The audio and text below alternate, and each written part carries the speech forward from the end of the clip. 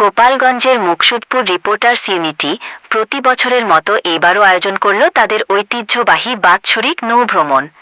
সবুজ আর জলের মিতালিতে ঘেরা চান্দার বিলের অপার সৌন্দর্য উপভোগ করতে এই বিশেষ দিনে একত্রিত হয়েছিলেন ইউনিটির সকল সাংবাদিক এবং শুভাকাঙ্ক্ষীরা। শনিবার 13 সেপ্টেম্বর সকাল থেকে মুকসুদপুর রিপোর্টার্স ইউনিটির সদস্যরা কমলাপুর খালের ঘাটে জড়ো হতে শুরু করেন।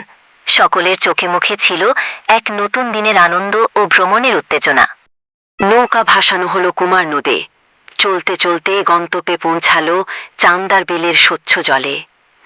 বিলের দুপাশে সবুজের সমারোহ, মাঝে শাপলা পদ্মের আনাগোনা, আর দূরে আবছা গ্রাম বাংলার হাতছানি। এই মনোরম দৃশ্য যেন মুহূর্তেই সবার মনকে সতেজ করে তুলল।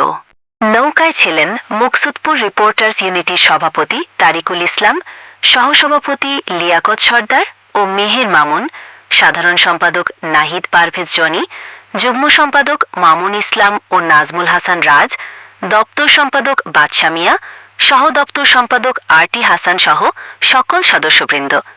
এছাড়াও তাদের সাথে যোগ দিয়েছিলেন ইউনিটির বিভিন্ন শুভাকাঙ্ক্ষীগণ।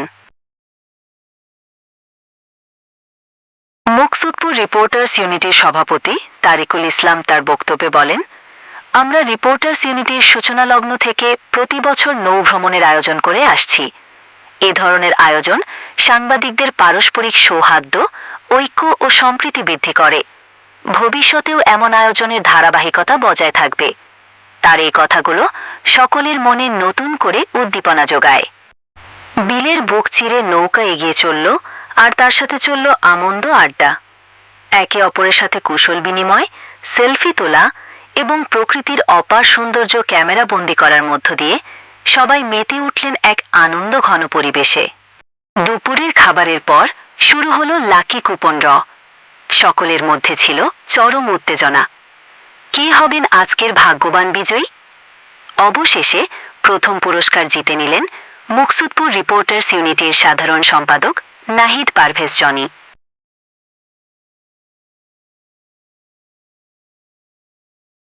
সন্ধ্যা ঘনিয়ে আসতেই সূর্য ডুবতে শুরু করল বিলের দিগন্তে। দিনের আলোর সাথে সাথে শেষ হল মুকসুদপুর রিপোর্টার্স ইউনিটির বাৎসরিক নৌভ্রমণ।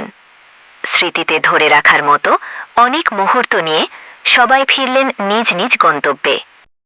মুকসুদপুর রিপোর্টার্স ইউনিটের এই নৌভ্রমণ কেবল একটি বিনোদনমূলক আয়োজন ছিল না, এটি ছিল সাংবাদিকদের মধ্যে ঐক্য ও সৌহার্দ্য বৃদ্ধির এক সফল প্রয়াস। চান্দার বিলের সৌন্দর্য এবং ইউনিটির সদস্যদের পারস্পরিক সম্প্রীতি এই দিনটিকে করে তুলেছিল এক স্মরণীয় অভিজ্ঞতা। ভিডিওটি ভালো লাগলে লাইক, কমেন্ট, শেয়ার করে আরটি বাংলা টিভির সাথে থাকুন। ধন্যবাদ। আল্লাহ হাফেজ।